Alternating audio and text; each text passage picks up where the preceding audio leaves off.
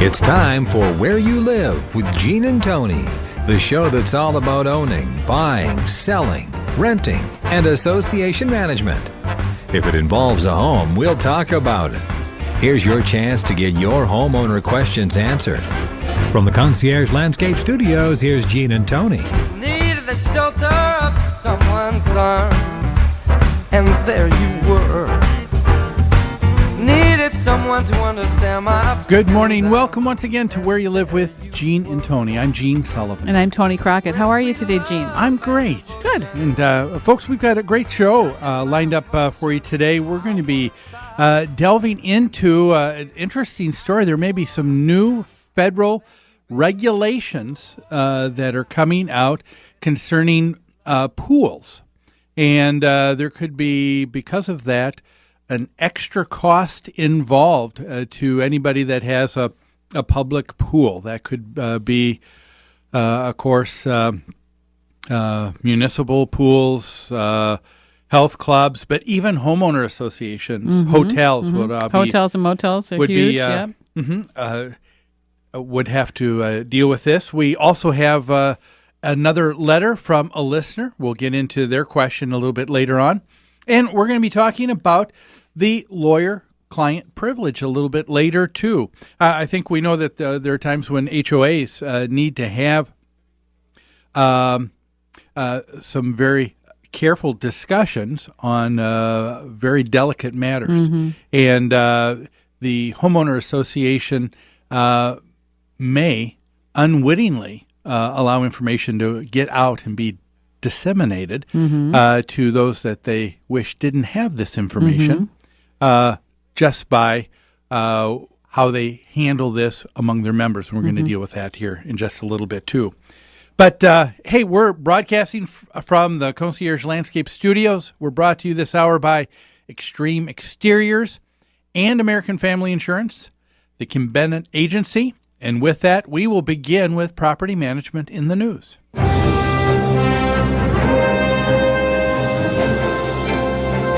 Property management in the news, of course, is brought to you by Pest Control Services.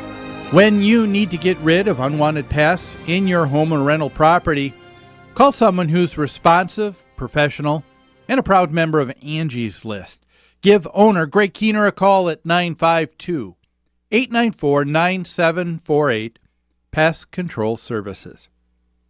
Well, let's deal with our first story, and this comes from the Florida Sun-Sentinel.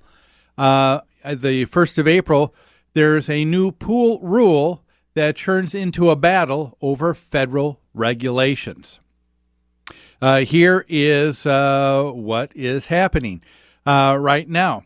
There are pools that are scrambling to meet what may be what is now considered a May 21st deadline, or could face fines up to $55,000. But there's pressure from at least one congressman and others in Congress who are trying to talk to the Justice Department to propose or delay this rule at least until September 17th. Now, people who are advocates for the disabled are pushing really hard and saying we don't want another delay. They said what we want for every public pool to be accessible to the handicap.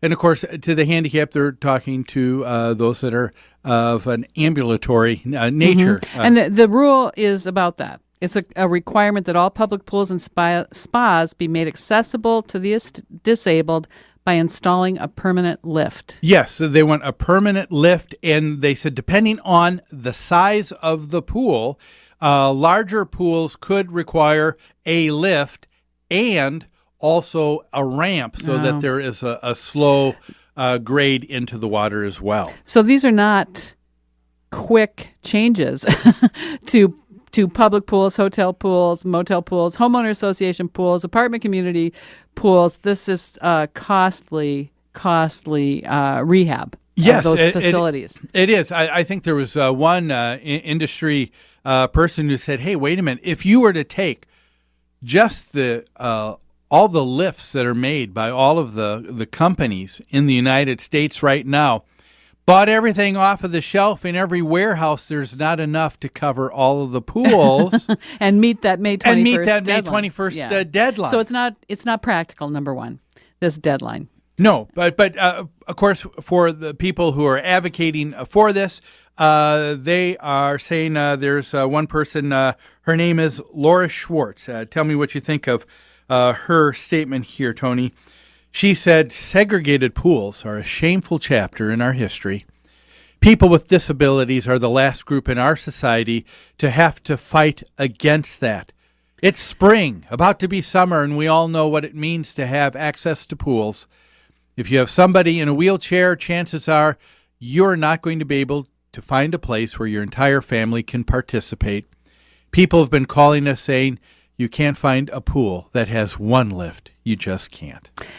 Boy, I'm a little bit concerned and offended that she's likening this to racial discrimination of public pools. I think that was a different issue. Oh, yes, a segregated pool in the 1950s, and to liken that to what's going on here, all that does... Because someone is physically unable to use a pool, it doesn't seem to coincide. We talk about this all the time, but that's just a great example of the kind of rhetoric that people use just to heighten the discussion. To inflame the situation, I think. Well, it seems like it's the only way people feel that they can get something answered and answered quickly. It justifies it somehow if they can show that there is this great injustice that's taking place. Yeah. Part of the story too is that many pools use a portable lift. And that way it's less costly. They're not making permanent changes to their facilities, and it can be brought out when it's needed. But this rule says that's not allowable. They're not stable enough. It's not equal enough.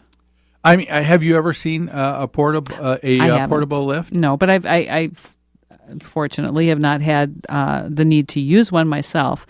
Nor have I been with someone who needed one, so I haven't seen it. Yeah, I have a couple of concerns that come across here. Number one is, of course, that you have advocates for this bill that are pushing for. They're saying we can't wait any longer. Mm-hmm. They want to push to make sure that May 21st deadline is met. Mm-hmm. First concern I have is. That I always do with legislators. Why do you create or politicians? Why do you create a deadline that's unrealistic to begin with? Yeah. I mean, don't you think that somebody should have some idea somewhere that it may not be even physically possible to take care of that request? Perhaps the committee that came up with this rule didn't ask for input from the industry or from operators of swimming pools. Perhaps they didn't check into any of that. We know that they don't always do that. That goes but on all the I'm time. Confused too, Gene, and maybe in researching this you found the answer to this. Who is imposing this rule? At one point, one of the people they interviewed says ADA rules are necessary, but the Americans with Disabilities Act is not a list of rules. It's legislation. Rules are passed to try and enforce that legislation. So is there an agency that oversees this? Yes, a good question. So what we're talking about then is not legislators. What we're talking about is a government agency that is given a specific task to take a look at people with disabilities, and it sounds like the enforcement of the act of the legislation, and so it sounds like they're coming up with additional requirements that they felt would be something that nobody would even, I guess, have to discuss or even.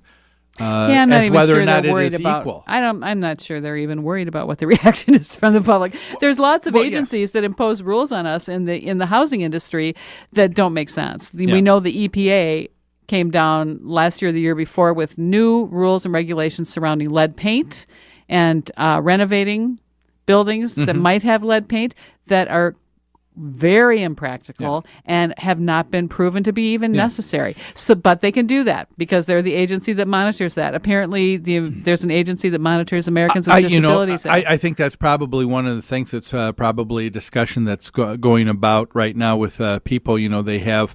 Presidents for a long time have had what they've called a czar, someone who's in charge of special projects.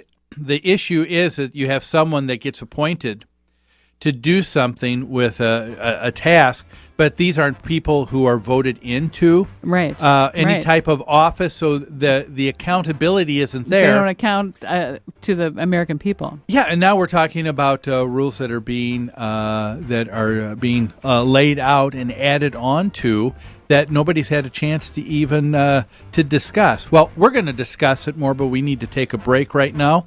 So let's do that. You're listening to Where You Live with Gene and Tony on AM 1280 The Patriot. We'll be back after these messages.